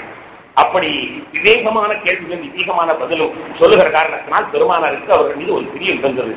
ஆனால் காலப்போக்கிலே அபூ சலமா வஃபாத்தாகி விடுகிறார். அவர்களுடைய கணவனார் வஃபாத்தாகி விடுகிறார். வஃபாத்தாகும் பொழுது அவர் ஒரு ஹதீஸ 2 நாளைக்கு முன்னால் அவர் ஒரு தற்காப்பு யுத்தத்துக்கு போனார். கொஞ்சம் காயம் ஏற்பட்டுச்சு, கொஞ்சம் கடுமையான காயம். எனவே அவர் 2 நாளைக்கு முன்னால் உம்மு ஸலமா இடத்துல வந்து சொல்கிறார், உம்மு ஸலமா, ரசூலுல்லாஹ் ஒரு ஹதீஸ் சொல்லியிருக்கிறாங்க, உன்கிட்ட நான் சொல்லணும்னு ஆசைப்படுறேன். உனக்கு ஏதாவது இழப்பு ஏற்பட்டா இன்னா லில்லாஹி வ இன்னா இலைஹி ராஜிஊன் சொல்லிட்டா அந்த இழப்பை அல்லாஹ் ஈடு செய்வான். ஏதாவது ஒரு காணா போச்சுன்னா இன்னா லில்லாஹி சொல்லிட்டேனா எப்படியாவது அதுக்கு மாதிரி ஒரு செல்வத்தை அல்லாஹ் நமக்கு தந்துருவான். இது பெருமானார் சொன்னார்கள் என்று செய்தியை என்கிட்ட வந்து சொன்னாங்க கணவனார். சொன்ன உடனே ஏன் இதை போய் இந்த இடத்துல சொல்றாருன்னு நான் நினைச்சேன். ஆனா அவர் வஃபாத்தான பொழுதுதான் புரிந்தது, தான் வஃபாத்தாவது முன்பே யூகித்திருக்கிறார். எனவே சொன்னார், உம்மு ஸலமா, நான் வஃபாத்தாயிட்ட நீ கவலைப்படாத, இன்னா லில்லாஹி வ இன்னா இலைஹி ராஜிஊன் சொல்லிரு, அதை விட சிறந்தது அல்லாஹ் தருவான்னு சொல்லி இருக்கிறாரு என்று புரிந்து கொண்டேன். புரிந்து கொண்டு நான் மனசுக்குள்ள சொல்லிட்டேன், அதெல்லாம் ரைட்டு தான், ரசூலுல்லாஹ் சொல்ல நான் மறுக்கல. ஆனா இன்னா லில்லாஹி சொன்னா சிறந்தது கிடைக்குங்கிறது மட்டும் என் விஷயத்துல போய் ஏன்னா என் கணவனை விட உயர்ந்த மனிதன் உலகத்தில் யாருமே கிடையாது. நாங்கள் அப்படி வாழ்ந்திருக்கிறோம். எங்களுக்கு இடையில் அவ்வளவு அன்பு, அவ்வளவு பாசம். என் கணவனை விட உயர்ந்த கணவன் யாரும் கிடையாது. எனவே சிறந்தது கிடைக்கும் இன்னா லில்லாஹி சொன்னால் என்ற செய்தி என் விஷயத்தில் போய் பெருமானாரை நான் சந்தேகிக்கவில்லை, பெருமானாருடைய சொல்லை நான் சந்தேகிக்கவில்லை. ஆனா இன்னா லில்லாஹி சொன்னா சிறந்தது கிடைக்கும் என்று சொன்னார்களே, என் கணவனை விட சிறந்தவன் யார் இருக்கிறார்? கிடையவே கிடையாது. திருமணம் என்றால் அப்படி அல்லவா இருக்க வேண்டும். திருமணம் என்றால் அப்படி அல்லவா இருக்கணும். மனைவிக்கு தன் கணவனை விட சிறந்தவன் உலகத்தில் யாருமே கிடையாது. அந்த கணவனுக்கு என் மனைவி விட சிறந்தவன் யாரும் கிடையாது. அப்படி ஒரு வாழ்க்கை அமைந்து விட்டால் ஒரு மிக சந்தோஷமான வாழ்க்கையா இருக்கும். உம்மு ஸலமா அப்படி வாழ்ந்திருக்கின்ற காரணத்தினால் என்னை விட சிறந்தவன் கிடையாது, என் கணவனை விட சிறந்தவன் கிடையாது. எனவே ஹதீஸ் என் விஷயத்தில் பொய் என்று சொல்கிறார்கள். இப்படி இருக்கிற பொழுது ஒரு நாள் திடீரென்று பெருமானார் வந்து கல்வி கட்டுகிறார். உம்மு ஸலமா, நபிகள் நாயகம் ஸல்லல்லாஹு அலைஹி வஸல்லம் வந்த உடனே என்ன யா ரசூலல்லாஹ் தாங்கள் வருக, ரொம்ப சந்தோஷம், வந்து உட்காருங்க சொன்ன உடனே உன்னை நான் கல்யாணம் முடிக்கணும்னு நினைக்கிறேன். தூக்கி போட்டது உம்மு ஸலமா, தூக்கி போட்டது. ஏன்னா என் கணவனை கூட சிறந்தவன் கிடையாது என்று சொன்னது மற்ற மனிதர்களோடு இணைத்துத்தான். பெருமானார் என்ன நினைத்து பார்க்கவே இல்லை. ஏன்னா அந்த சூரியன் நமக்கு எங்கே கிடைக்க போகுது, அந்த பெருமான் நமக்கு கிடைக்க போறான், அவங்களோட நான் நினைச்சு பார்க்கல, மற்றவர்களோடு நினைச்சு பார்த்தா. ஆனா அந்த வண்ணனே வந்து நான் என்ன கல்யாணம் முடிச்சுக்கிறேன்னு சொன்னாங்க. சொன்ன உடனே உம்மு ஸலமா சொல்றாங்க, யா ரசூலல்லாஹ், என்ன கல்யாணம் முடிச்சு என்ன சுகத்தை காண போறீங்க? எனக்கு கிளவி ஆயிட்டேன், நான் கிளவி ஆயிட்டேன். வீட்டில பார்க்கிறோம், கிளவி ஆயிட்டேன். ஸல்லல்லாஹு அலைஹி வஸல்லம் சொன்னாங்க, ஏமா நான் மட்டும் எனக்கு வர நான் நான் மட்டும் என்ன குமாரனா என்றாரு. இல்லை யாரும் அதுக்கு நான் சொல்லல, எனக்கு புள்ள குட்டி அதிகம். ஏமா எனக்கு புள்ள குட்டி இல்லையா? என் புள்ள குட்டியில நான் வளர்க்கும் போது உன் புள்ள குட்டியில வளர்த்து கொள்ள மாட்டேனா? இல்லை யாரும் அதுக்கு சொல்லல, எனக்கு கொஞ்சம் கோபம் சார், முன்கோபம். என் மாப்பிள்ள அதுக்கு நான் ஈடு கொடுத்தார், கோபாஸ் ஆயிட்டாரு. முன்கோபம் சார். அந்த மாதிரி முன்கோபத்துல உங்கள்கிட்ட நான் முன் வந்துட்டா, உங்களை எடுத்துருங்க நான் பேசிட்டா, உடனே அல்லாஹ் அல்லவா என் மீது கோவப்பட்டுருவான். உங்கள்கிட்ட அப்படி முன்கோபம் நான் பேசிவிட்டா அல்லாஹ் அல்லவா கோவப்பட்டுருவான். அதுக்கு பயந்துதான் யாரத்துள்ளா நான் கல்யாணம் முடிக்க தயங்குகிறேன். இப்போ சொன்ன பாரு, இதுதான் உண்மையான காரணம். நீ கோபக்காரிங்கன்னு எனக்கு தெரியும், அதனாலதான் நீ பின்தங்கிற, ஒத்துக்கொள்ற. நான் அல்லாட்ட துவா செய்வேனா, அல்லாஹ் உன் கோபத்தை போக்கிடுவானா, கல்யாணம் ஒத்துக்கொள்வியா என்று கேட்டாங்க. அல்லாட்ட நான் துவா செய்யறேன், அல்லாஹுக்கால உன் கோபத்தை போக்கிடுவான். சம்மதமா என்று கேட்ட பொழுது சம்மதிக்கிறார்கள். சொல்லுகிறார்கள், இன்னாலில்லா, என் விஷயத்திலும் உண்மையாக ஆகிவிட்டது, என் விஷயத்தில் பொய் என்று நான் நினைத்தேன், ஆனால் உண்மையாகிவிட்டது என்று அவர்கள் சொல்கிறார்கள். செய்தி பார்க்கிற பொழுது இவ்வளவு வலி வந்து நபிகள் நாயகம் ஸல்லல்லாஹு அலைஹி வஸல்லம் உம்மு சலமாவை ஏன் திருமணம் முடித்தார்கள் என்றால், அங்குதான் நாம் பார்க்கிறோம் கல்வியின் மற்றொரு கிளை. ஆயிஷா ரலியல்லாஹு ஒன் சைடு என்றால், இன்னொரு சைடு உம்மு சலமா அவர்கள் அறிவிக்கிற ஹதீஸ் ஏராளமாக இருக்கிறது. இன்று உம்மு சலமா அவர்கள் அறிவிக்கிற ஹதீஸை 8 வால்யூம்கள் இணைக்கலாம் என்று இப்னுல் கையும் என்று பேராசிரியர் சொல்கிறார். 8 வால்யூம்கள் உம்மு சலமா மட்டும் பெருமானாரிடத்தில் அறிந்து தந்த தகவல்கள். இப்படி ஒரு 8 வால்யூமுடைய ஹதீஸ்கள் வரவேற வேண்டும் என்ற அடிப்படையில் தான் நபிகள் நாயகம் ஸல்லல்லாஹு அலைஹி வஸல்லம் அவர்கள் உம்மு சலமாவை திருமணம் முடித்தார்கள் என்று பார்க்கிறோம்.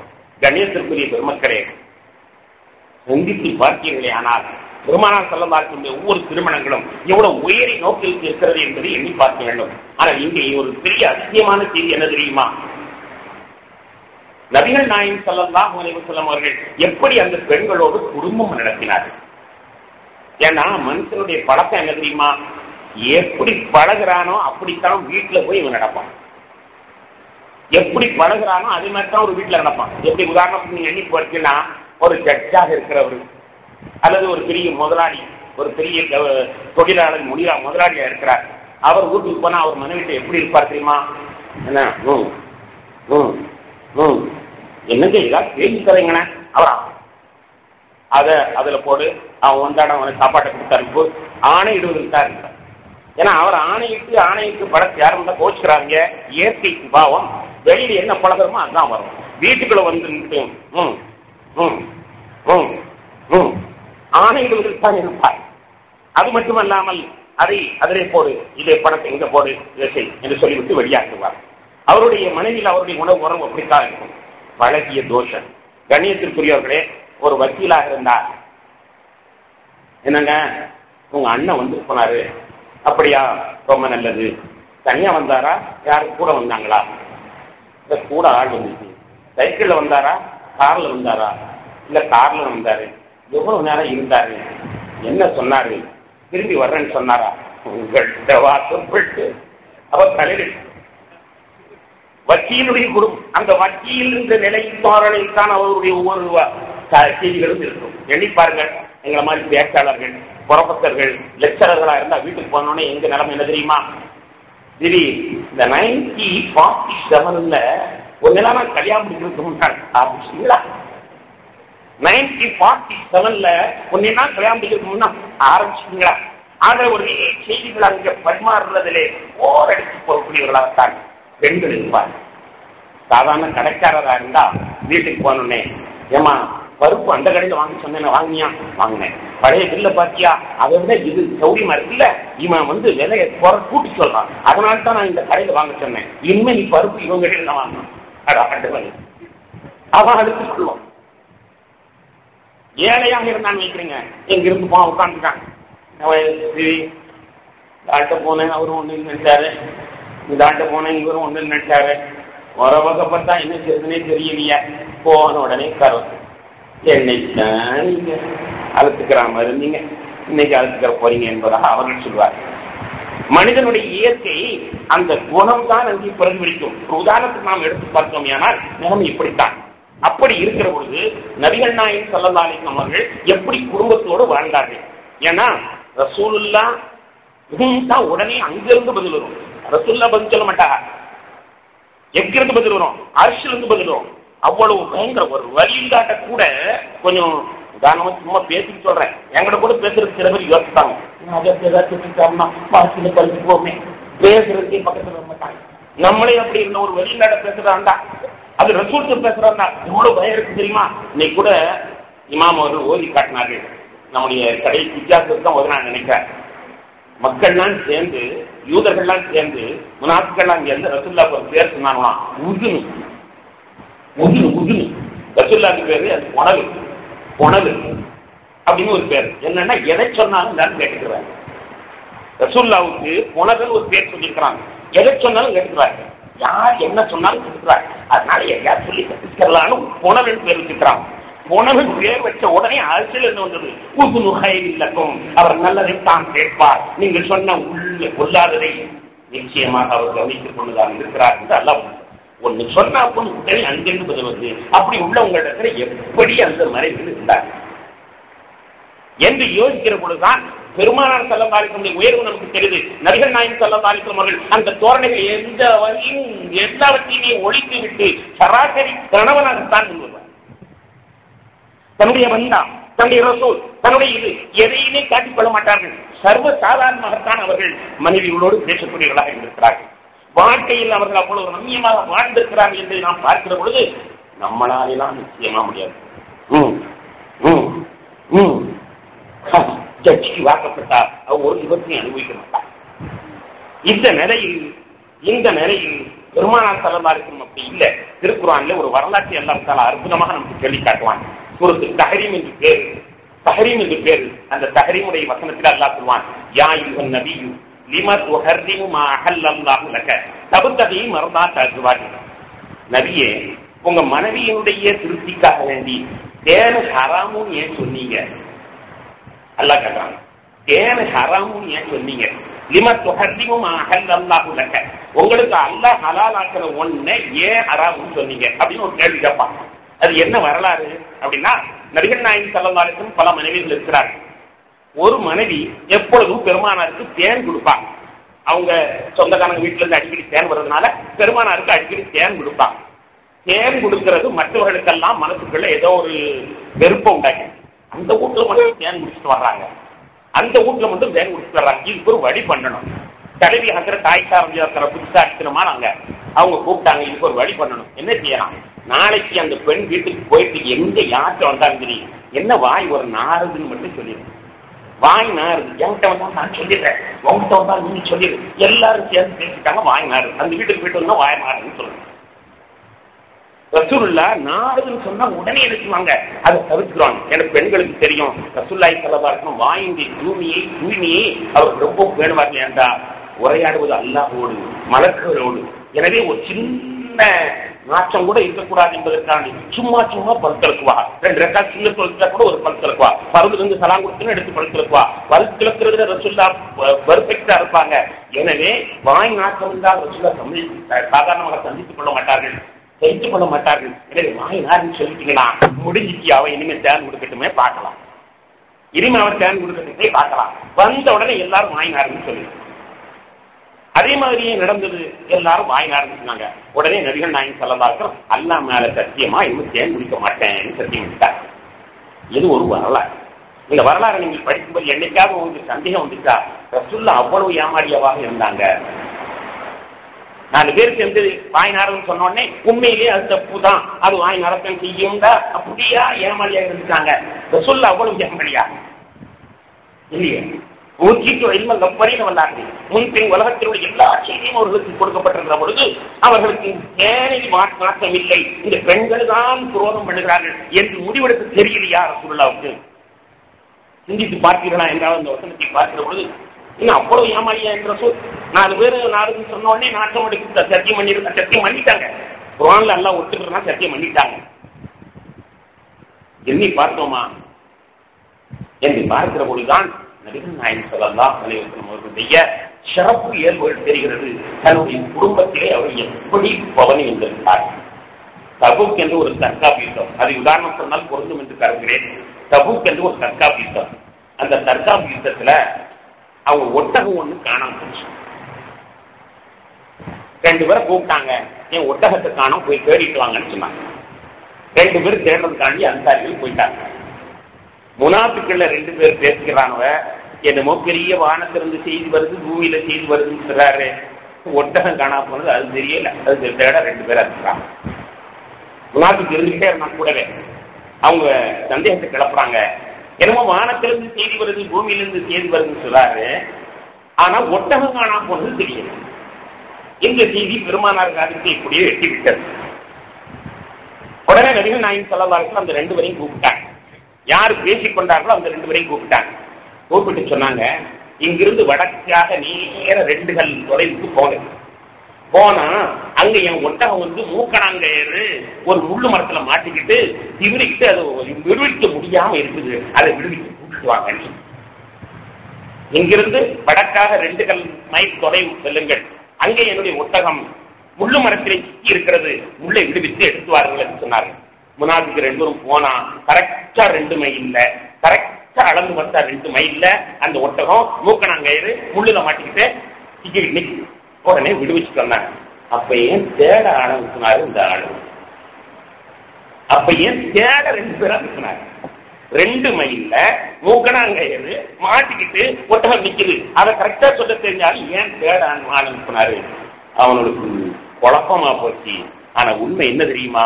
நபிகள் நாயகம் ஸல்லல்லாஹு அலைஹி வஸல்லம் அவர்கள் சராசரி நண்பர்களோடு பழகிற பொழுது சராசரி ஒரு மனித நிலையில் தான் உருவார்கள்.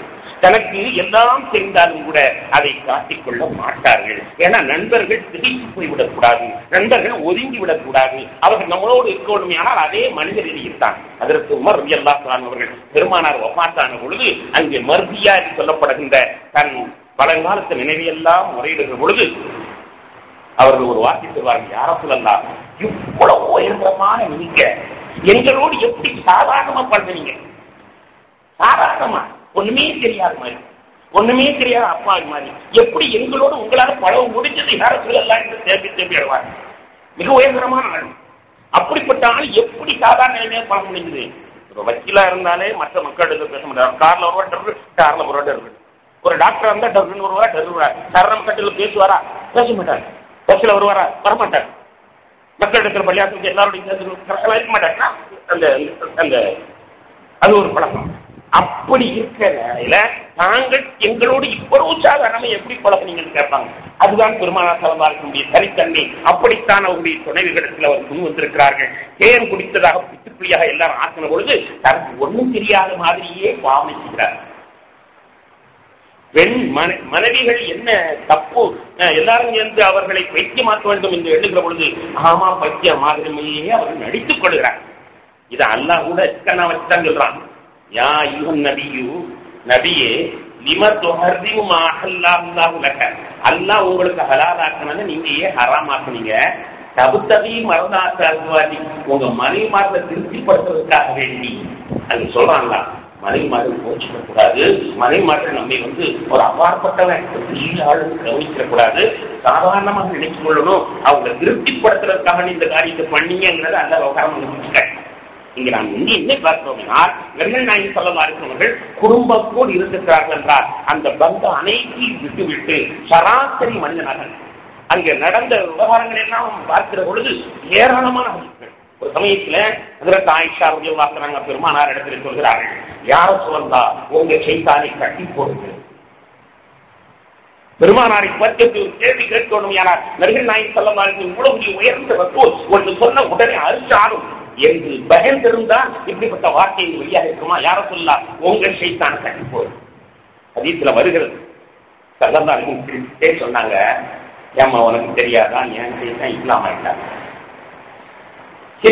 சொன்னாங்க, என் ஷைத்தான் இஸ்லாம் ஆயிட்டா உனக்கு தெரியாதா? எதற்கு சொல்கிறேன்னா, நாமும் குடும்பம் நடத்துறோம். ஆனா நம்முடைய பந்தாக்களை விட்டு விட்டு அந்த பெண்ணோடு கண்ணே மணியே என்று நம்மால் கொஞ்சம் முடியவில்லை. யாராவது கொஞ்சுகிறோமா? கொஞ்சத்துக்கு நமக்கு வாய்ப்பு கிடைக்கிறதா இல்ல? ஆனா அந்த பெண் பகலத்தான் நம்மை எதிர்பார்த்து காத்திருக்கிறார். ஆனா நபிகள் நாயகம் ஸல்லல்லாஹு அலைஹி வஸல்லம் காலையிலே தஹஜ்ஜுத் விடிய சொல்லுவாங்க. கடைசியில பாங்கு சொன்ன பொழுது நான் விழித்துக் கொண்டிருந்தால் ரசூலுல்லாஹ் கேட்பாங்க, கல்லினி ஆயிஷா, ஆயிஷா ஏதாவது கதை சொல்ல என்று பெருமானார் கேட்பார். இரவெல்லாம் தொழுதவர்கள் வஜ்ருக்கு பிராணம் சென்ற பிறகு என்னை கூப்பிட்டு கல்வி ஆயிஷா ஆயிஷா ஏதாவது சொல்லு என்று கேட்பாங்க. அப்படி தன்னுடைய தொழுகை என்பது வேறு, நபித்துவம் என்பது வேறு, உயர்வு என்பது வேறு, விசாலத் என்பது வேறு, மணால என்பது. ஆயிஷா நாயகம் ஒரு சமயத்துல நபிகள் நாயகம் ஸல்லல்லாஹு அலைஹி வஸல்லம் வீட்டுல ஆயிஷா நாயகம் வீட்டுல பெருமானார் இருக்கிறார்கள். அப்போது வேறொரு மனைவி தன் வீட்டுல கொஞ்சம் கஞ்சி இனிப்பான பாயசம் காட்டினாங்க. பாயசம் மாதிரி ஒரு பொருள், அதை காட்டின உடனே கடல் பாத்து மாதிரி நிற்கப்படுங்களேன், கடல் பாத்து மாதிரி ஒரு பொருள், அதை காட்டின உடனே ரசூலுல்லாஹ் கொடுக்காம நான் எப்படி சாப்பிடுறது? ஸல்லல்லாஹு அலைஹி வஸல்லம் கொடுக்காம நண்பர்களே ரசூலுல்லாஹ் கொடுக்காம நான் எப்படி சாப்பிடுவது என்று நினைக்கும் பொழுது மனைவியர்கள் நினைக்காம இருப்பார்களா? கடல் பாத்து மாதிரி ஒண்ணு கொடுத்து விட்டு தன்னுடைய வேலைக்காரத்தை கொடுத்து விட்டு கொண்டு ஆயிஷா நாயகம் ரசூலுல்லாஹ் கொடுங்க. அங்கிருந்து வந்துச்சு ஆயிஷா நாயகம், என்னது இனிப்பு, ஏன் நாங்கள்லாம் இனிப்பு கொடுக்க மாட்டோமோ என்று காரணம் இடுக்கிற போட்டு உடைச்சிட்டான். கண்ணாடி உடைஞ்சு போச்சு, அந்த பாத்திரம் உடைஞ்சது. அப்படி கடற்பாட்டு மட்டும் ஒரு பக்கத்தில் கிடக்குது. நபிகள் நாயகம் ஸல்லல்லாஹு அலைஹி வஸல்லம் வந்தார். வந்து ஆயிஷா நாயகம் வீட்டில இருந்து ஒரு கண்ணாடி கோப்பையை எடுத்து அதுல இந்த கடற்பாட்டை தூக்கி வச்சு அந்த பிள்ளைகிட்ட சொன்னாங்க, மூக்கி உங்க அம்மா கொஞ்சம் ரோஷம் ரோஷம் வர வேண்டியதுதான். ஏன்னா நான் வீட்டுல இருக்கும்போது அடுத்தவ கொடுத்து அனுப்புறாங்க, ஏன் நாளைக்கு வரும்போது கொடுக்க வேண்டியதுதானே. நம்ம வீட்டுல இருந்து நாம சுட்டு கொடுக்க மாட்டோம். உங்க அம்மா ரோஷப்பட்டதுல நியாயமா இருக்கு, கொஞ்சம் கூட பெருமானார் ஒழிக்கப்படவில்லை, ரோஷப்பட்டது நியாயமா இருக்கு. நாமளா இருந்தா நீங்க உடைகளுக்குள்ள முதுகு உடைஞ்சிருக்கோம். என்னடி அவ்வளவு வச்சுக்கிறாங்க இதை சொல்லியிருக்க மாட்டோமா? பெருமானார் ஸல்லல்லாஹு அலைஹி வஸல்லம் சொல்றாரு, யாருக்கு ஊக்கி உங்க அம்மாவுக்கு ரோஷம், சரி போ அந்த பணத்தை நான் ஊக்கே கொண்டு கொடு. ரசூலுல்லாஹ் ஒண்ணு சொல்லாத, இங்க உள்ள நிகழ்ச்சி சக்கரைக்கிட்ட போய் சொல்லிடாத, நீ என்ன சொல்லு, ரசூலுல்லாஹ் வீட்டுல வந்து உங்க கூட சாப்பிடுறேன்னு சொன்னாங்க, அங்க வந்து உங்களோட சாப்பிடுறேன்னு சொன்னாங்க, தனியா சாப்பிட ரசூலுல்லாஹ் விருப்பம் இல்லையா, உங்களோட சேர்ந்து வந்து சாப்பிடுறேன்னு சொன்னாங்க சொல்லி. வரலாற்றுகளை பார்க்கிற பொழுது எம் பெருமானார் ஸல்லல்லாஹு அலைஹி வஸல்லம் அவர்கள் எப்படி பராசுங்க பெண்களோடு அவர்களால் ஒரு சமயத்தில் பேசிக்கிட்டே இருக்கிறாங்க. ஆயிஷா நாயகம் தலைவலி தலைவலி ஐயா தலைவலிச்சா செத்து போயிருவ. அந்த காலத்துல தலைவலி என்பது மூச்சுடைய நோய். ஏன்னா இப்போ ஒரு 10 வருஷத்துக்கு முன்னாலே சின்ன பிள்ளைங்களாம் தலைவலிக்காது, இப்பதான் பிறந்தவொடனே தலைவலிக்கு. ஒரு 10-20 வருஷத்துக்கு முன்னாலே சின்ன பிள்ளைங்களாம் தலைவலிக்கு தான் நம்ம கேள்விப்படல. அப்ப 1000 வருஷத்துக்கு முன்னாலே எப்படி இருக்கும்? தலைவலி வந்துட்டா மூக்குடைய வியாதி, தலைவலிக்கா நீ செத்து போயிருவ, நீ செத்து போயிட்டா உனக்கு நான் தான் கப்பல் போடுவேன், நான் தான் கப்பலிடுவேன், நான் தான் குடியில வச்சு உன்னைக்கு படுத்தேன்னு சொன்னேன். இல்ல ஆயிஷா நாயகம் சொன்னாங்க, அது மட்டுமா செய்வீங்க, உடனே அடுத்த ஒரு மனைவி வீட்டுக்கு போயிட மாட்டீங்களா, அடுத்த மனைவி வீட்டுக்கு போயிட மாட்டீங்களா? பெண்கள் சாதாரணமா சொல்ற ஒரு நீதி, நான் செத்து போயிட்டா புது மாப்பிள்ள, கொண்டாடி செத்தா குற்றம் புது மாப்பிள்ள, அதை எல்லாரும் சொல்ற மாதிரி அந்த அம்மா சொல்றாங்க, நான் செத்து போயிட்டா அடுத்த மனைவி தேடி போயிட மாட்டீங்களா? ரசூலுல்லாஹ் சொன்னாங்க, இப்ப எனக்கு உடனே சிரிச்சுட்டாங்க, அதோட முடிச்சிருக்காங்க. அபூபக்கர் சித்திக் அவருடைய வரலாறு ஒண்ணு தெரியுமே. ரசூலுல்லாஹி ஸல்லல்லாஹு அலைஹி வஸல்லம் அவர்கள் ஆயிஷா நாயகம் கர்புரன் ஒரு பிரச்சனையில மோதிக்கிட்டு இருக்கும்போது அங்க யதார்த்தமா யார் வந்துட்டா? அபூபக்கர் சித்திக் வந்துட்டாங்க. வந்த உடனே ரசூலுல்லாஹ் சொன்னா உங்க அக்கா வந்துட்டாங்க, இப்ப நமக்குள்ள பிரச்சனையா நம்ம சொல்லுவோம், நீ முதல்ல சொல்றியா நான் முதல்ல சொல்லட்டான்? யார் முதல்ல சொல்லு? சாதாரணமா வழக்குல பழக்கம் முதல்ல எவனும் சொல்றானா அவன் தான் ஜெயிச்சாங்க. அந்த மாதிரி நினைக்கக்கூடாது, நீ சொல்றியா நான் சொல்லட்டுமா? ஆயிஷா சொன்னாங்க, நான் தான் சொல்லுவேன். படான்னு தனக்குள்ள ஒரு அடி வந்துச்சு. நான் தான் சொல்லுவேன் உடனே அடி வந்துச்சு. அதற்கு அபூபக்கர் சித்திக் யாரும் யாருக்கு கத்திங்க பயன் எதை இல்லை சொல்லி உனக்கு தெரியாத குரான் ஒரு ஆயத்து வந்திருக்கு, அல்லாஹ் ரசூலுக்கு முந்தாத, அல்லாஹ் ரசூலுக்கு முந்தாத என்று குரான்ல அல்லாஹ் சொல்லிருக்கான உனக்கு தெரியலையா? எப்படி ரசூலுல்லாஹ் சொல்றதுன்னா நான் சொல்வேன்னு சொல்லலாம். படாது கண்ணத்துல அடி விழுந்து, அடி விழுந்த உடனே ரசூலுல்லாஹ் சொன்னாங்க, அபூபக்கரே இருக்கிற ரொம்ப கூட்டி விட உங்களை கூட்டமா சமாதானப்படுத்த கூட்டம், இந்த விவகாரத்தை இன்னும் கொஞ்சம் விவகாரத்தை ஆக்கி விடுறீங்களே, எப்படி நீங்க விசாரிக்கிறதுன்னு அடிக்கலாம், விவகாரத்தில் கூப்பிட்டு நீங்களை கூப்பிட்டோன்னு சொன்னேன். அபூபக்கர் ரலியல்லாஹு பார்த்தாங்க, அந்த தருணம் சரியில்லை, நம்ம இங்க வந்ததே எழுந்துட்டு நடைபெற்றாங்க. அங்க போன உடனே பெருமானார் ஆயிஷா பத்தினா பத்தியா கிழவனுக்கு இன்னைக்கு வந்த கோபத்துக்கு ஒன்னு ஒண்ணு இருப்பான், நான் தான் அந்த கிழவனுக்கு காப்பாத்தினேன். கிழவனுக்கு இன்னைக்கு வந்த கோபத்துல ஒண்ணு கொண்டு இருப்பான், நான் தான் காப்பாத்தினேன்னு சொன்னோட அவங்க திட்டாங்க. அவங்க சிரிச்சவன ரசூலுல்லாஹ் இருக்க வெளியில போனவங்களுக்கு சிரிப்பு சத்தம் கேட்குது. உடனே அவங்க எல்லாத்துக்கும் திரும்பி வர்றாங்க. யா ரசூலல்லாஹ், கோபத்தில் என்னை கேட்டிருக்கிற மாதிரி உங்க சிரிப்பிலே என்னை கேட்டுக் கொள்ளுங்களேன் என்று அவர்கள் வந்தார்.